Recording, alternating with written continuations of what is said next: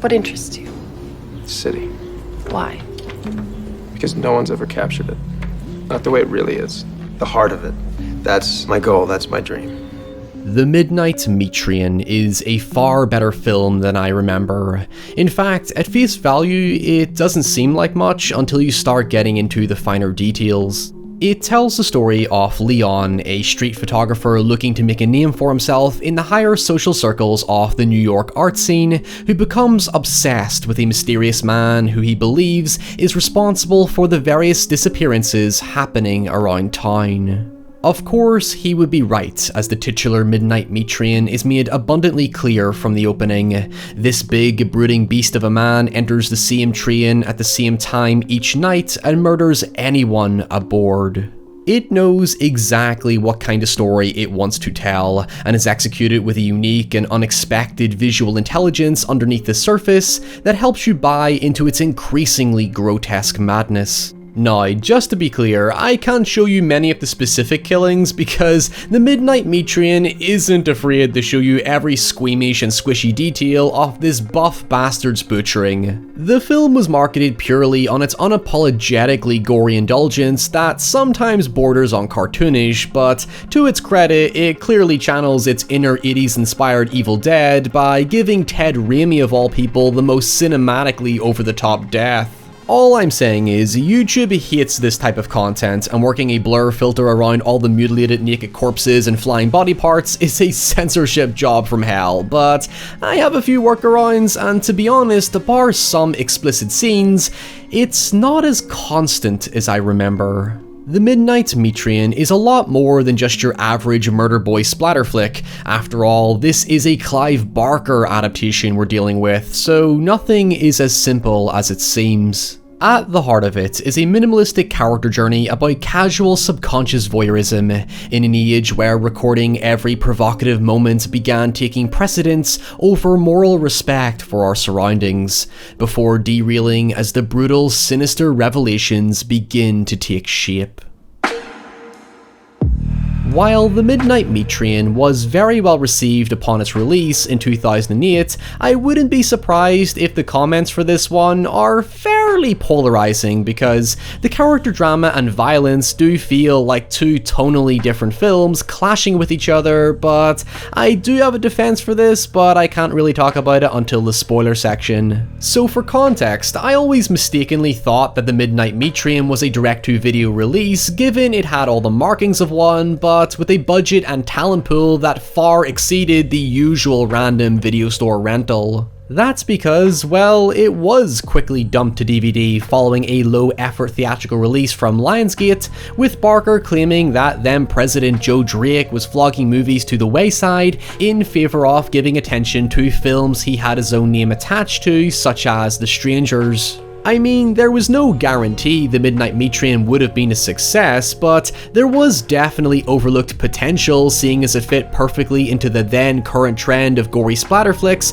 popularized by Lionsgate's own cash cow franchise Saw. Hell, in hindsight, if it was shelved for another year or two, The Midnight Metreon could have easily been post-converted into 3D to capitalize on another trend that was about to re-emerge with the release of Avatar. Anyway, the film is very much in the same vein as 1408, where it takes a fairly straightforward short story and successfully adapts it into something with additional substance. It more or less follows every beat from Barker's story from volume 1 of his anthology collection The Books of Blood, but I can't exactly get into it without spoiling the final act of the movie, so I'll come to it later. The first half focuses on Leon, played by then relatively unknown Bradley Cooper, as he obtains a meeting with a renowned gallery owner called Susan, who, if successful, will display his work to wealthy, respected clientele, and thus give Leon his desired big break in the industry. But Susan criticizes Leon's photography as too safe and uninspired,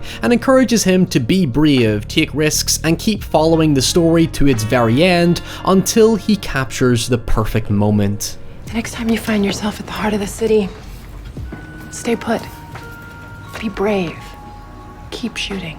It effectively establishes Susan as this indirect moral catalyst to Leon's journey. When you read into why Leon's work is rejected, it's ultimately because she thinks he's too morally invested in not wanting to breach boundaries or intrude on people's privacy. Leon doesn't chase or stalk his subjects. He respects his distance as a harmless street photographer and is set up to be just an all-round decent, humble human being. But after receiving this feedback, it seems to trigger something in Leon.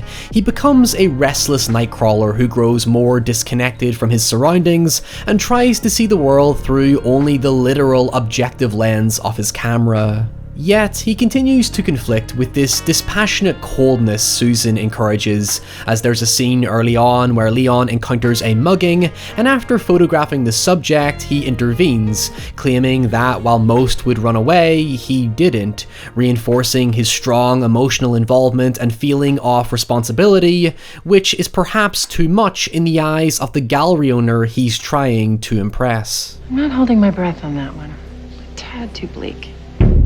The following day, Leon discovers that the subject of his photo has went missing, and immediately goes to Detective Lynn Hadley, who questions why he just coldly photographed the girl when he knew she was actively being assaulted. But you did continue to photograph her. Well, yeah, but I guess so, but...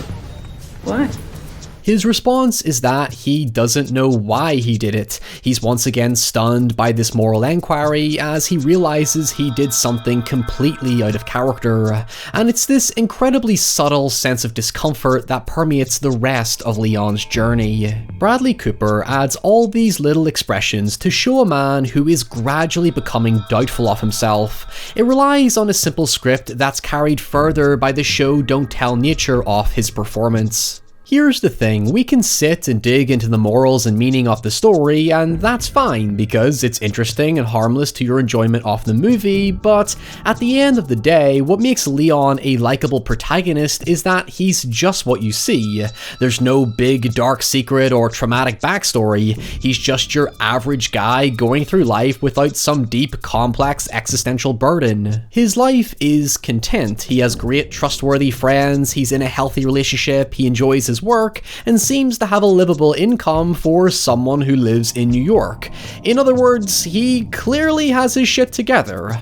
However, where his peace of mind is disrupted is in his heightening ambitions. That is, because he is being led down a road that seems to challenge his inner philosophical rules and gradually interferes with his personal life, cracks begin to emerge in his perception of reality. What makes you happy? What do you love? You, I love you. Perhaps his content life isn't so content. Maybe he isn't happy. Maybe he is being held back. Could it be these lines of moral questioning were what was needed for him to finally see his life for what it truly is? You were right. That's all I wanted to say. Now, before y'all go, Ryan, it's called The Midnight Metrian, dial it back a bit. Again, let me stress, this is based on a Clive Barker story. Inevitably, there is going to be an element of punishment and madness to it. Sure, it doesn't reach the extremes of Lovecraft, but it's cool how it frames Leon as just some random, insignificant guy who literally puts himself into harm's way just for a few pictures, hoping there's something grander or fulfilling at the end of it. The underlying theme of the story is basically morbid fascination. Leon follows the story not because he wants to solve the mystery or save the day, but because he's just curious. Like I said in the opening, the film taps into the increasing voyeuristic tendencies of people who feel an urge to capture what's going on rather than realizing what's going on. It's visually evident in Leon's increasingly obsessive behavior. In a state of poetic irony stemming from Susan's encouragement, he begins stalking the butcher and becomes more sexually intense with his girlfriend Maya, along with some other phallic symbols that foreshadow Leon's growing lust for the macabre. He quickly and subconsciously loses interest in his main objective, because after impressing Susan following one night of photography, it starts to mean nothing to him, as his newfound emotional investment comes solely from wanting to observe this one man who potentially represents a dark symbol of what Leon desires to be. I'm sorry, mister. I just wanted a picture of you. Sometimes I don't know what I'm thinking.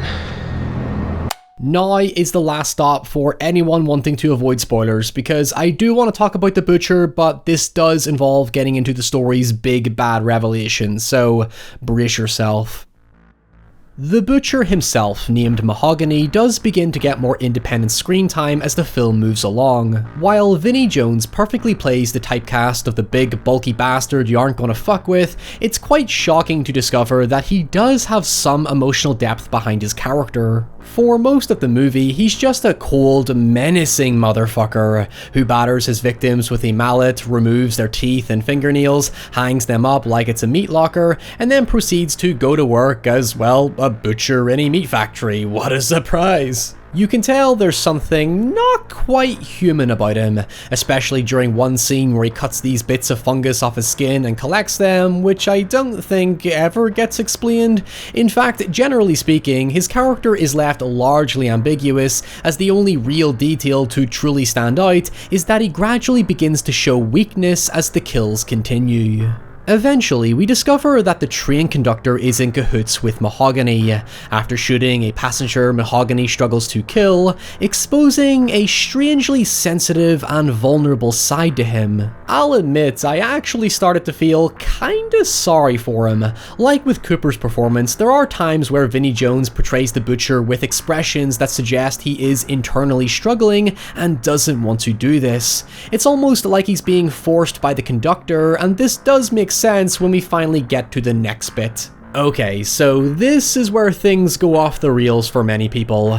The grand reveal is that the goal of the killers is to feed these ancient creatures living beneath the city who threaten humanity with supposedly devastating, unstoppable powers. Yeah, I'll give you a moment.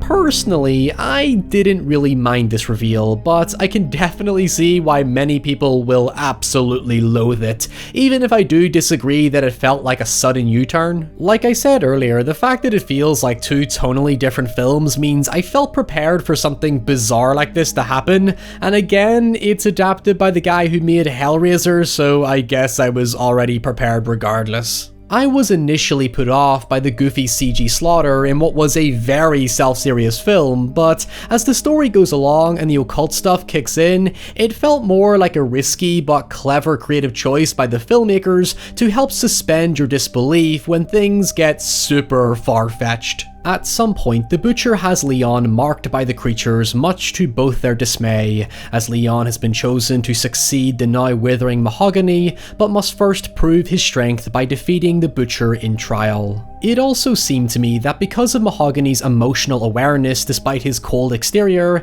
he was once in Leon's position, just an ordinary guy who was lured into taking over from a previous Butcher, and the cycle goes back hundreds of years and eventually someone will take over from Leon. There's a point where Leon just becomes a zombie, as his girlfriend Maya takes over the investigation, but he does seem to break the spell when he witnesses Maya in danger, thus suggesting his emotions were the force that had to be broken, much like how Mahogany's growing emotions began to weaken him. When you think about it, Leon's journey ultimately saw him be slowly stripped of his humanity. His loved ones are butchered and his tongue is torn out as a mark of obedience and unopposed blind acceptance to this cult's continued efforts to feed these creatures. I guess part of it goes back to Leon's initial purpose to create meaningful, profound work, where his destiny has now been twisted into a purpose that's supposedly far more important. Oh, and Detective Hadley is also involved so that the cult has an insider who can disrupt any attempts to properly investigate the multitude of nightly disappearances. However, just before we end, I can also see why fans of Clive Barker might not like the ending either, because it is left more ambiguous and simplified than the short story, which sees the creatures presented more as a colony of elders who ruled the city, adding a greater illusion of power over humanity. In this context, it makes the movie's interpretation pretty disappointing because they just look like generic ravenous monsters as opposed to some cosmic entity who could conceivably doom us all. And with that, I hope that feeds the craving many have for me to cover more cosmic horror stuff. I thought I'd kill a few birds with one stone by covering what you could call a cosmic slasher, which kind of fits with the topics I've been covering this year. So in the comments below, let me know your thoughts on the Midnight Meat Train, and if you have a recommendation for a film that has an unexpected final act, let me know about it as well. And until next time, stay safe, stay off the Midnight Train, and I'll see you all very soon.